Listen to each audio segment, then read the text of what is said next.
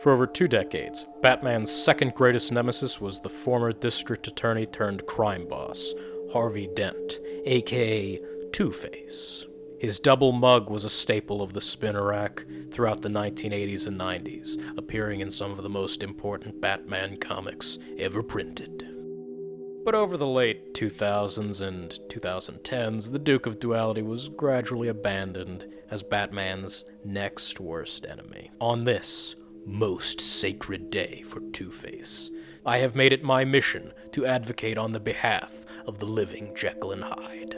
Why is Two-Face so good, you ask? Why shouldn't Riddler or Scarecrow be the number 2 villain? While I love both of those characters, and, in all honesty, prefer both of them to Harvey, they don't have the same punch as Two-Face. No, not just because he's two-themed.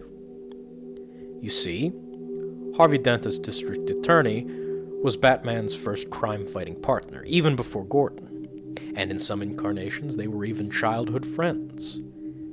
However, after Batman failed to save Dent from a gangster throwing acid in the counselor's face, Harvey's already abused and divided psyche split, torn between justice and cruelty. In that instant, Batman's first great failure, Two-Face, was born.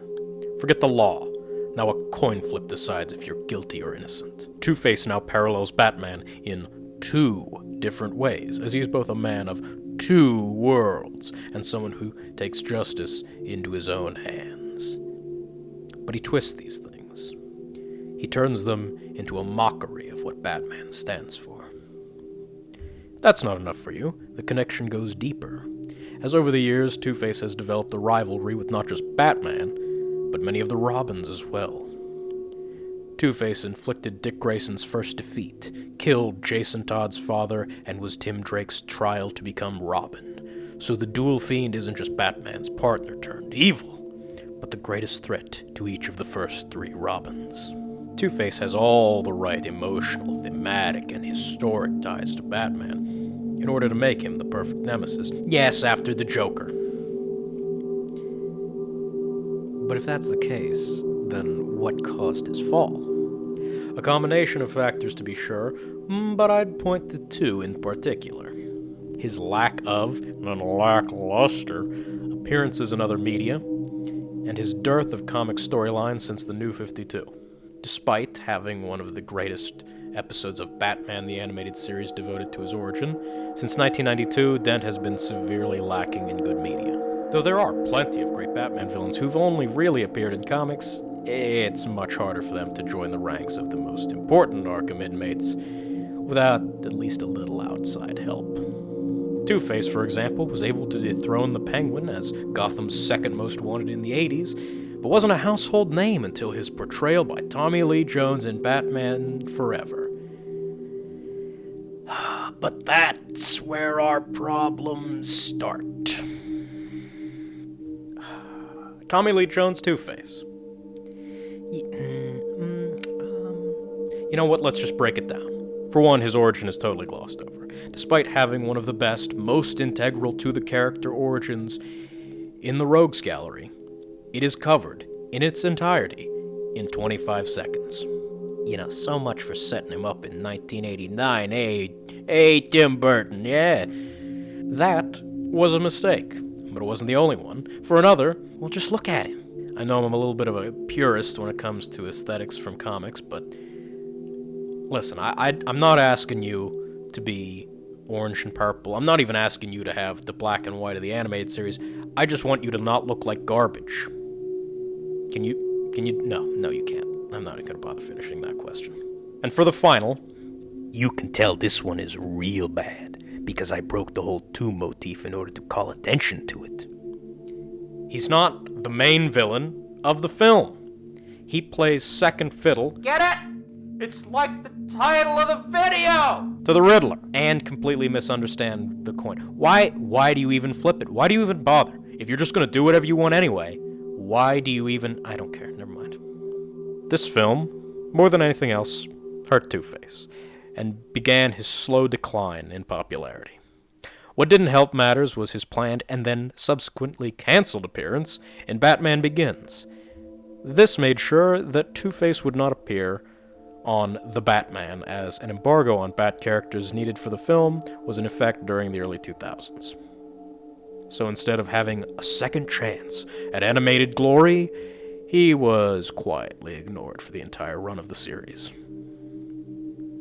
This was all supposed to be made up for by Two-Face's inclusion in The Dark Knight, where he'd be portrayed in a serious manner by the great Aaron Eckhart. While the film itself is a masterpiece, and Eckhart's performance is phenomenal, ultimately I think Two-Face was wasted. He's only in about 10 minutes of the movie, and he lacks a lot of those themes I was talking about earlier. Not the worst version of a comic book villain, to be sure, but yet again, he isn't the main villain, and now he has even less screen time. Oh, and he plays, you guessed it, plays second fiddle to the Joker. At least he looks good in this, and his origin is actually explored this time. Ugh. The final nail in the coffin for Harvey was the Arkham series. One of the best video game adaptations of any superhero ever. One of the only rogues they dropped the ball on was Two-Face. On the outside, everything about Arkham Dent is perfect. He looks great, he's portrayed well and accurately, but the failure is in how much he's actually in the games. He's little more than a side mission or a cameo in Arkham City and Night, when he should have been one of the main villains. I know, it sounds like I'm asking a lot, and in some ways I am. However, the problem is that over time these appearances in films and video games have made Two-Face into just another rogue. Or even worse, a middle to minor player in Gotham. Thus, people perceive him to be that way, and now comics reflect that. Gone are the days of several Two-Face tales every year. Now he'll get one every 3, if he's lucky. For a character that earned his position as second rogue via great stories and fan appreciation, to see him lose that because he hasn't been portrayed well in other media and comics just want endless Joker stories is pretty sad. What's my solution, you ask? Simple. You change course. The next Batman film or video game should feature Big Bad Harv as the main antagonist, full stop. There was some talk about the next villain movie a la Joker to be about Two-Face, and while that would be fine, I would prefer something along the lines of the sequel to the still, as of this video, upcoming The Batman, to have Two-Face as the main antagonist. A consolation prize might be the Gotham Knights sequel featuring Two-Face front and center of a gang war. That would be equally acceptable. But regardless, Dent needs another shot at the big time. Not a supporting rogue, the main villain. As for comics, I don't know. Just use him more, forehead. What do you want from me? Though to be fair, all of this, just my opinion. Tell me your take if you like, and until next time, be well, my friend.